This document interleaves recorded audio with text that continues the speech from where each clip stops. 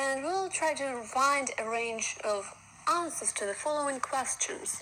So, do media reflect the society or do they shape it? What are their roles and responsibilities, and what is our role in those processes? So, media has a crucial role in our lives, but they can be their worst and their best. At their worst, media can ruin somebody's life. And one of the examples is related to Boston Marathon bombings, when a range of social media platforms incorrectly named an Indian American student as the suspect number 2. He disappeared, and later he'll be found dead. Supposedly he committed suicide. But with that said, media help us understand events and trends. What is mass media? Let's try to define it. Well, first of all, mass media are industries that create and distribute the following to large numbers of people: songs, novels, newspapers, movies, internet services, TV shows, magazines, and other products.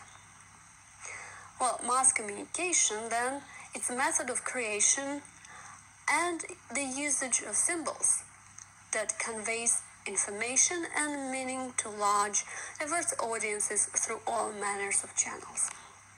It means not only television or print media represent mass communication. Languages, Morse code, are also examples of mass communication. We can trace the historical development of media through several eras, and those eras include oral, written, print, electronic, and digital.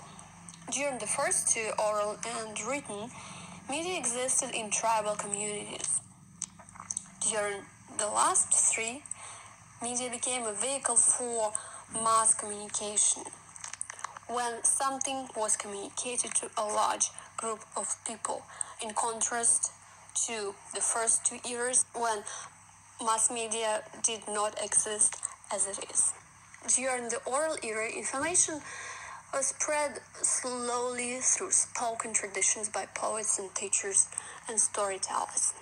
When alphabet and the written word was invented, culture changed and culture developed, because there was a way to record information. However, it was really expensive and many people were not able to read. This transition from oral to written communication created a wide gap between rulers and the ruled, because one group was highly educated, rich, in contrast to the other one, illiterate and poor. This changed when Johannes Gutenberg invented movable type and the printing press in Germany. So if before many books were large and expensive, after the invention of the printing press, the size and the cost of books reduced, and they became affordable to many people, and it made books mass-produced.